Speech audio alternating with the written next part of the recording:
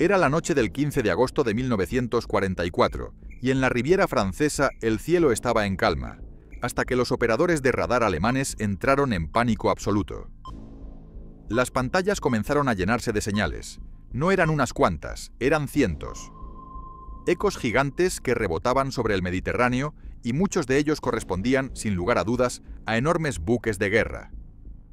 Todos parecían dirigirse directamente hacia las playas comprendidas entre La Ciotat y Cannes. Poco después, las transmisiones interceptadas de los aliados confirmaron lo impensable. Sus peores temores se habían hecho realidad. Aquella noche marcaría el comienzo de lo que los alemanes creyeron que era el segundo día D. Las sirenas sonaron, las tropas corrieron, los cañones se prepararon. Las defensas costeras se activaron como un monstruo de acero despertando de su sueño. Los pocos marinos griegos que aún quedaban en la zona se lanzaron al mar con la desesperación de quien ya no tiene nada que perder. Y en medio de la oscuridad, dos corbetas alemanas detectaron algo que las dejó heladas. Siluetas gigantes avanzaban hacia la costa, pero no se parecían a nada conocido. Eran redondas, colosales, y lo más increíble, parecían flotar en el aire. Y mientras todo eso ocurría, al otro lado del mundo, un hombre que lo tenía absolutamente todo estaba a punto de embarcarse en una aventura que cambiaría su vida para siempre. Douglas Fairbanks Jr., con apenas 33 años, cobraba $100.000 por película, una cifra astronómica en una época en la que la mayoría de los estadounidenses vivían holgadamente con $25 a la semana. Su rostro era una celebridad global. Aparecía en las portadas de revistas desde Hollywood hasta Hong Kong. Había actuado junto a Greta Garbo, se había casado con Joan Crawford, y entre sus amigos de copas estaban nada menos que miembros de la realeza británica. Su padre, el legendario espadachín del cine mudo, había conquistado Hollywood interpretando a Zorro y Robin Hood, mientras su hijo seguía el mismo camino, blandiendo su espada en El prisionero de Zenda y Gunga Din. Podría haberse pasado la guerra haciendo lo mismo que otras estrellas, vendiendo bonos, posando para fotos o entreteniendo soldados lejos de todo peligro. Pero no. En octubre de 1941, Fairbanks tomó una decisión que nadie esperaba. Entró a una oficina de reclutamiento de la Marina. El problema era que los oficiales no lo querían allí. Lo veían como una figura de Hollywood, no como un marinero. Él mismo recordaría más tarde: para conseguir una comisión en la Reserva Naval necesitabas un título universitario, y yo no tenía ninguno. Pero cuando uno pertenece a la realeza de Hollywood, los obstáculos se derriten. Se movieron influencias, se abrieron puertas, y milagrosamente apareció un curso por correspondencia. Poco después, el flamante teniente junior Douglas Fairbanks Jr. estaba cenando en la Casa Blanca con el mismísimo Franklin D. Roosevelt. Durante la cena, entre copas de brandy, el presidente, que había sido asistente del secretario de la Marina, bromeó: «Te haré capitán, del baño». Para Roosevelt era una anécdota divertida, una estrella de cine jugando a ser marinero. Pero para la Marina no tenía ni una pizca de gracia. Apenas se incorporó, un teniente comandante lo enfrentó con desprecio. «Escucha bien, Fairbanks. Si quieres ser un verdadero oficial de cubierta, deja de desfilar por Washington y vete al mar». El comentario le dolió. Fairbanks creía conocer el mar. Había crecido entre barcos y travesías. Pero la realidad era otra. Su experiencia se limitaba a fiestas en yates frente a la isla Catalina. Sin embargo, en marzo de 1942 ya estaba en alta mar. El Atlántico Norte rugía con olas de casi 12 metros, y allí estaba él, pálido, mareado, sujetándose a la barandilla del US Augusta, donde servía como teniente ayudante del contraalmirante Robert Ike Giffin. El almirante vio más allá del brillo de Hollywood y detectó algo valioso: ambición. Así que lo puso a prueba en misiones cada vez más peligrosas. Primero lo envió al portaaviones USS Wasp, que debía atravesar mares plagados de submarinos alemanes para entregar Spitfires a la sitiada isla de Malta. Luego, a bordo del crucero pesado USS Wichita, escoltó el convoy PQ-7 rumbo a Rusia. Pero el 4 de julio de 1942, la Luftwaffe los encontró en el helado mar de Barents. Desde el puente del Wichita, Fairbanks observó impotente cómo los bombarderos alemanes destruían el convoy uno por uno. Las órdenes de Londres fueron claras: dispersarse. Cada barco debía sobrevivir por su cuenta.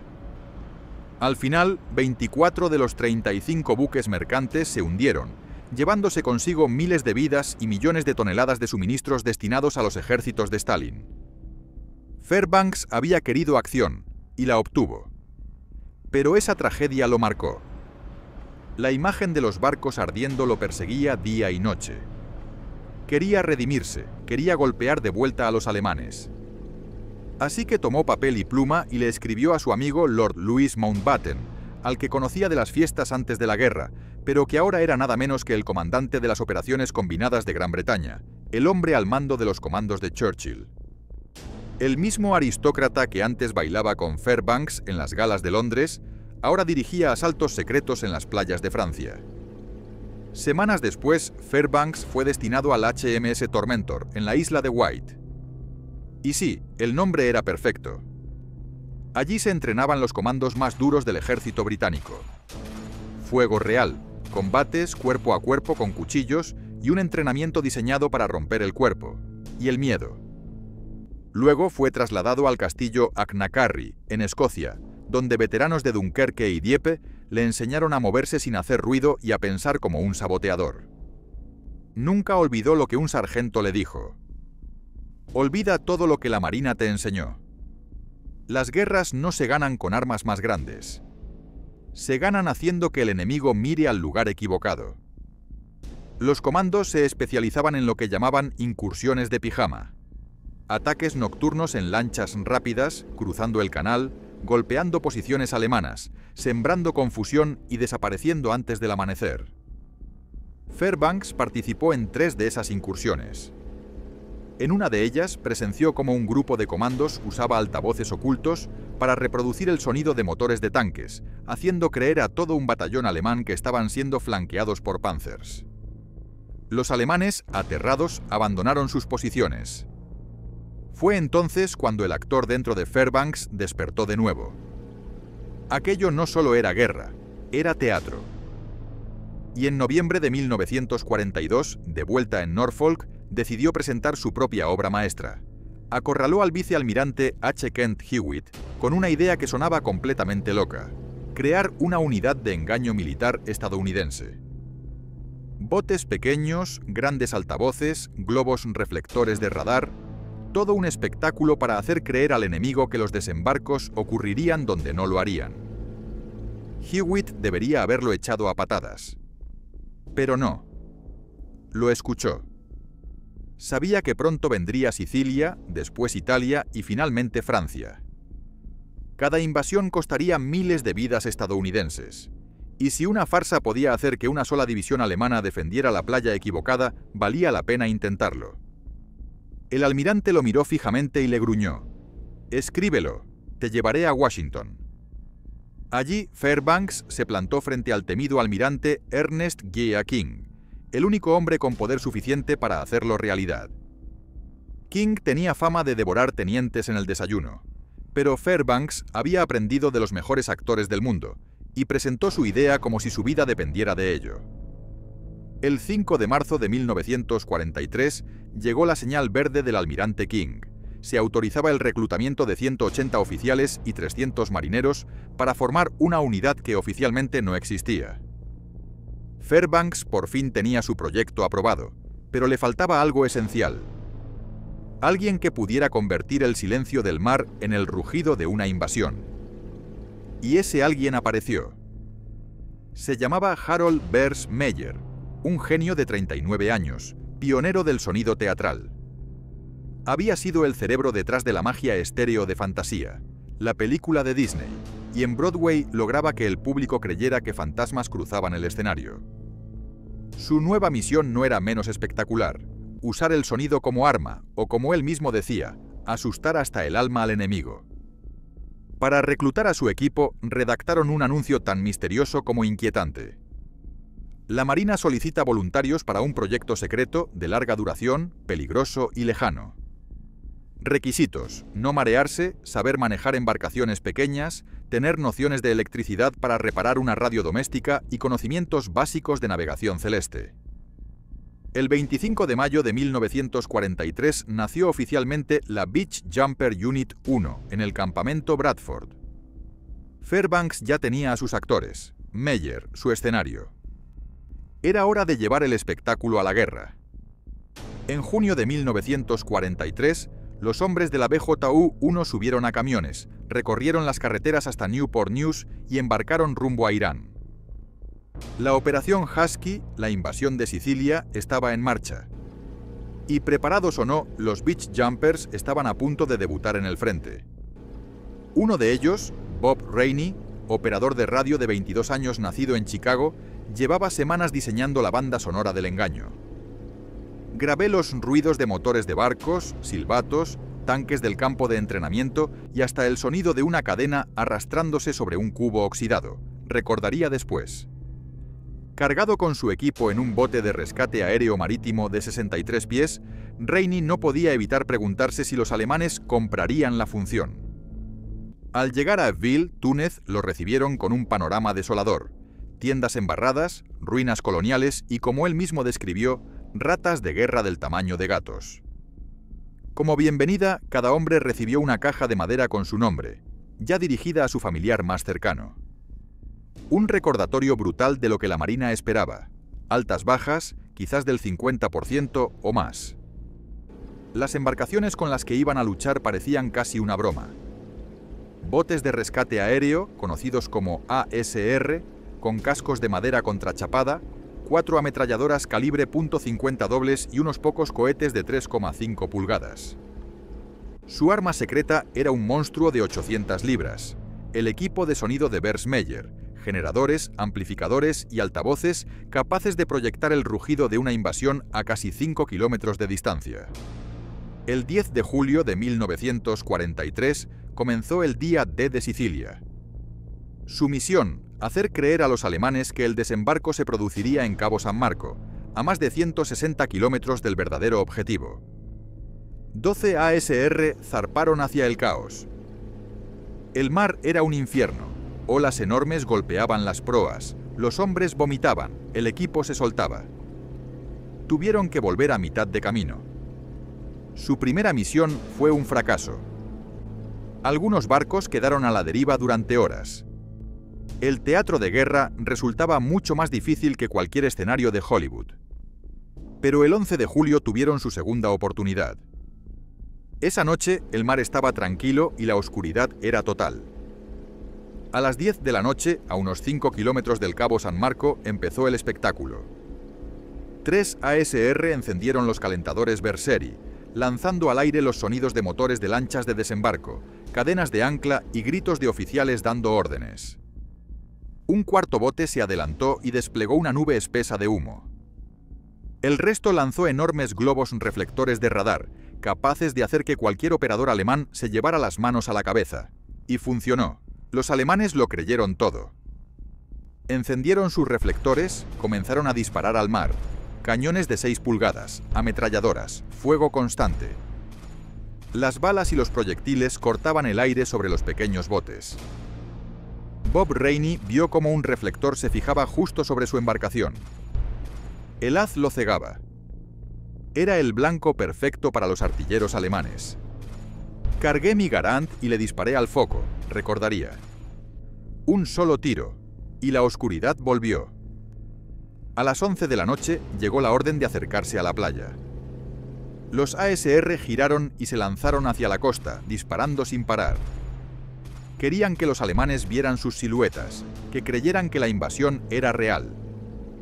Y justo cuando estaban a 500 yardas, viraron bruscamente y se alejaron, dejando tras de sí una escena de caos, fuego y confusión total. Pero el espectáculo no había terminado. Desde el buque insignia del almirante Hewitt, Fairbanks observaba todo y sabía que podían ir más allá.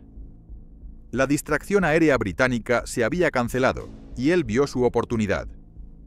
Le dijo al almirante: «Dame todo lo que flote, vamos a hacerlo en grande». A medianoche, 11 ASR y 8 lanchas PT se dividieron en dos grupos y se lanzaron contra la costa entre Mazara del Vallo y Granola. Esta vez los alemanes estaban completamente preparados.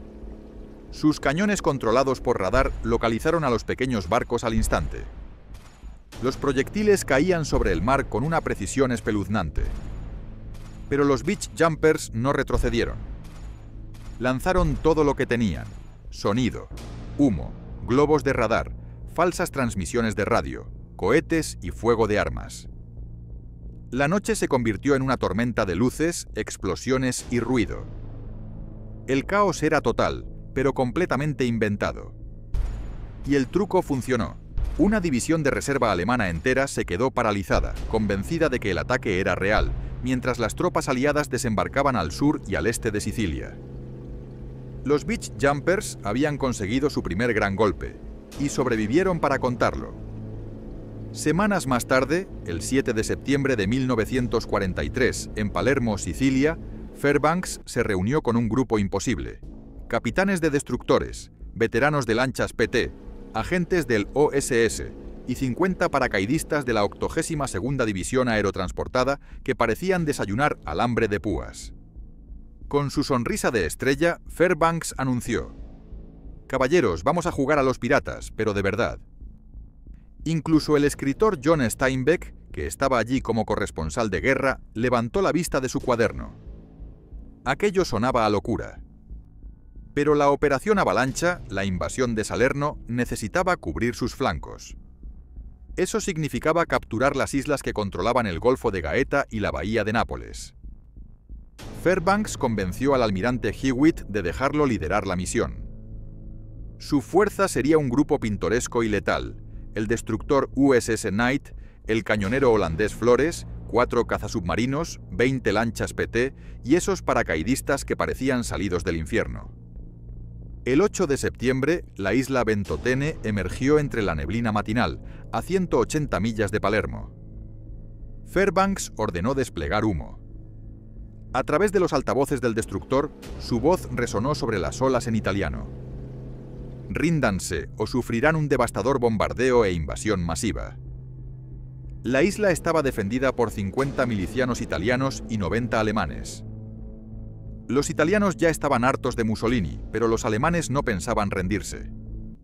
Fairbanks tomó su subfusil Thompson, se giró hacia sus hombres y les ordenó seguirlo. El actor que había interpretado Piratas estaba a punto de convertirse en uno de verdad. Avanzó directo hacia el puerto de Ventotene a bordo de un solo ASR, con el agua salpicando su uniforme. Detrás de él, un puñado de marineros y agentes del OSS lo seguían, listos para pelear.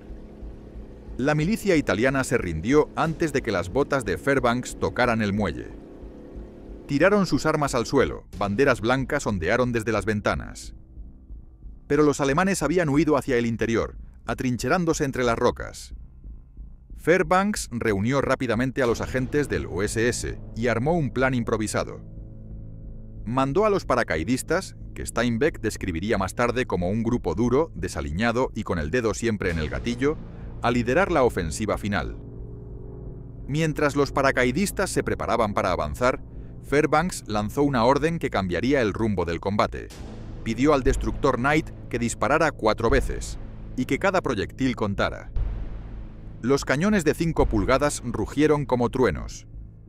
Los disparos impactaron contra las colinas, no directamente sobre los alemanes, pero lo suficientemente cerca como para hacerles creer que el infierno acababa de abrirse.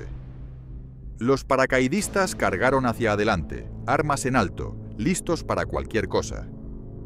Y el engaño funcionó a la perfección. 90 soldados alemanes, convencidos de que estaban a punto de ser aniquilados por un feroz bombardeo naval y un ataque de paracaidistas fuera de control, salieron de sus trincheras con las manos en alto. Una isla más en el bolsillo. Y Fairbanks apenas estaba calentando motores. Durante los siguientes 10 días, su improvisada flota pirata barrió las costas italianas como si fueran escenas de una de las películas de aventuras de su padre. Las islas pontinas cayeron una tras otra, luego vinieron 5 más cerca de Nápoles, y finalmente la joya del Mediterráneo: Capri, el antiguo paraíso de los emperadores romanos, fue tomada sin disparar un solo tiro. Cada conquista seguía el mismo guión. Humo denso, engaños de sonido, la voz imponente de Fairbanks en italiano, amenazando con destrucción total. Y una estrella de Hollywood empuñando una ametralladora Thompson, liderando el ataque como si fuera el protagonista de una superproducción bélica. Los defensores, confundidos y aterrados, se rendían ante una fuerza que creían invencible. Era una locura, era brillante, era puro cine. Para el 18 de septiembre, cuando el grupo finalmente fue disuelto, Fairbanks había capturado 7 islas, con un número de bajas tan bajo que parecía imposible en plena guerra. El actor ya no interpretaba un papel, se había convertido en el personaje que siempre fingió ser. Pero lo mejor aún estaba por llegar. La mayor actuación de su vida aún no había comenzado. El 14 de agosto de 1944, el Mediterráneo parecía un espejo oscuro, liso, sin una sola ola. En cuestión de horas se lanzaría la Operación Dragoon, la invasión a gran escala del sur de Francia. Y esta vez los Beach Jumpers se enfrentaban a su reto más ambicioso: hacer creer a los alemanes que 500.000 de soldados aliados podían desembarcar en cualquier punto a lo largo de 300 millas de costa. Fairbanks dividió su fuerza en 2 grupos, una distracción al este y otra al oeste. 2 invasiones fantasma para proteger la auténtica. Él mismo tomó el mando a bordo del HMS Aphis, un cañonero británico que avanzaba lentamente a 12 nudos, mientras en la oscuridad corbetas alemanas patrullaban el litoral al doble de velocidad. A las 2 de la madrugada, el grupo occidental dio comienzo al espectáculo. Bob Rainey, agachado sobre su equipo de radio en una lancha PT, transmitía sin parar, según él mismo contó, todo tipo de órdenes y mensajes por voz. Su equipo había creado un espejismo electrónico, una flota de invasión de 8 por 10 millas que solo existía en las pantallas de radar alemanas y en sus interceptaciones de radio.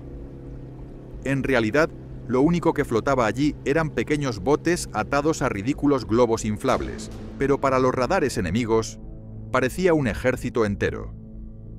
A las 3 de la mañana, la invasión real golpeó las playas entre Niza y Saint-Tropez. Ahora los Beach Jumpers tenían una misión crítica: mantener ocupadas las reservas alemanas, hacerles creer que las falsas invasiones eran reales. Y justo en ese momento, todo se vino abajo. Uno de los ASR que avanzaba hacia la bahía de Lisonet fue tragado por una espesa niebla. Ciegos, dispersos, los marineros perdieron toda coordinación. Los botes casi chocaban entre sí, algunos se adentraron demasiado en la bahía, otros se perdieron por completo. El plan meticuloso se desmoronaba en cuestión de minutos. Las baterías costeras alemanas, ya alertadas, esperaban atentas. El amanecer no trajo calma, solo tragedia. La mitad de los comandos franceses que estaban en tierra habían entrado en un campo minado y volaron por los aires. Fairbanks no podía retirarse. No mientras la invasión principal dependía de ellos.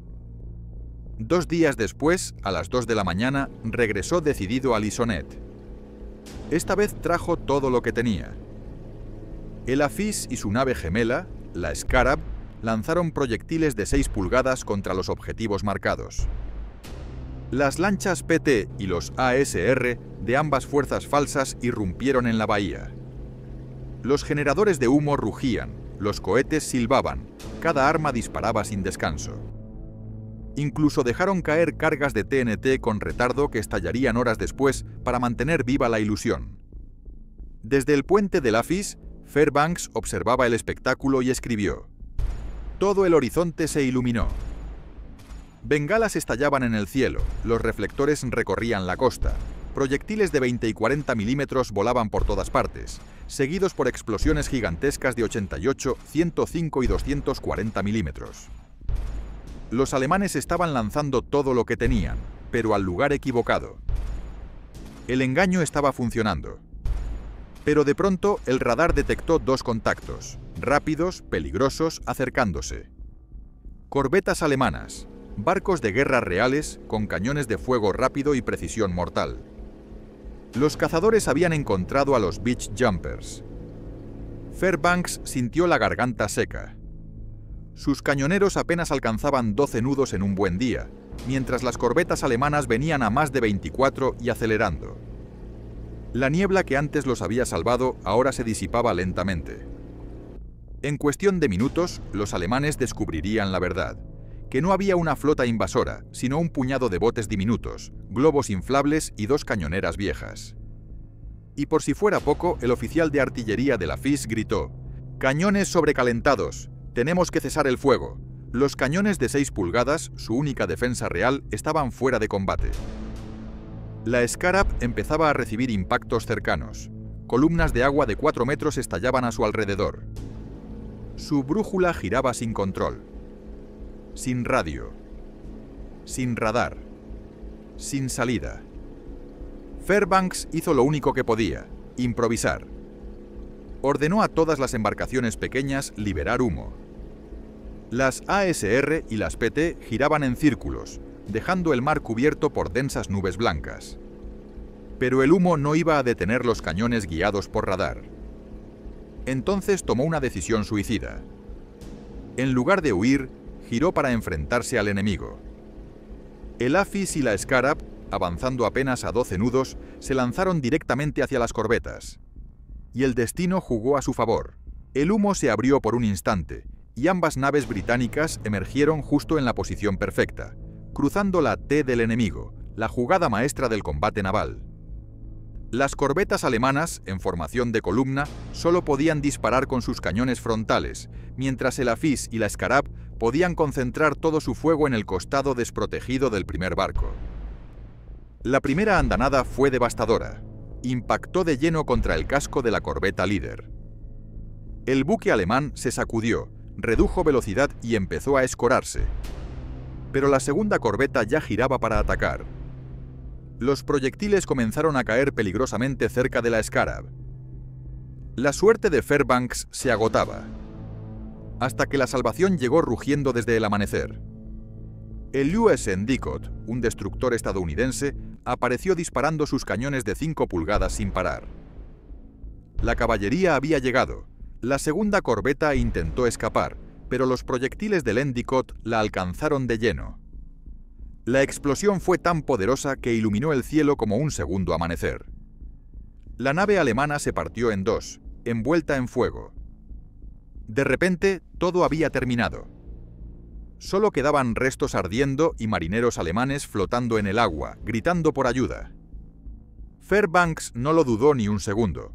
Ordenó rescatar a los mismos hombres que minutos antes intentaban matarlos. Bob Rainey pasó 3 horas en la proa de su lancha, tirando de cuerdas y sacando sobrevivientes. Desde las 9 hasta el mediodía estuve rescatando alemanes. Recordó más tarde. Así era la guerra. A veces matabas, y a veces salvabas a los que querían matarte.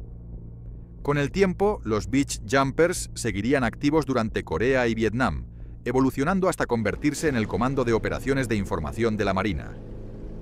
Sus trucos dejarían de ser analógicos para volverse electrónicos y digitales, pero el principio seguiría siendo el mismo. La guerra es teatro, y el mejor espectáculo es el que gana. Fairbanks regresó a Hollywood cuando todo terminó, pero nunca volvió a brillar igual. Quizás porque había descubierto algo más real que cualquier guión: la vida y la muerte en el mar. Participó en la redacción de la Declaración de Potsdam, y sus ideas cambiarían para siempre el modo de hacer guerra naval.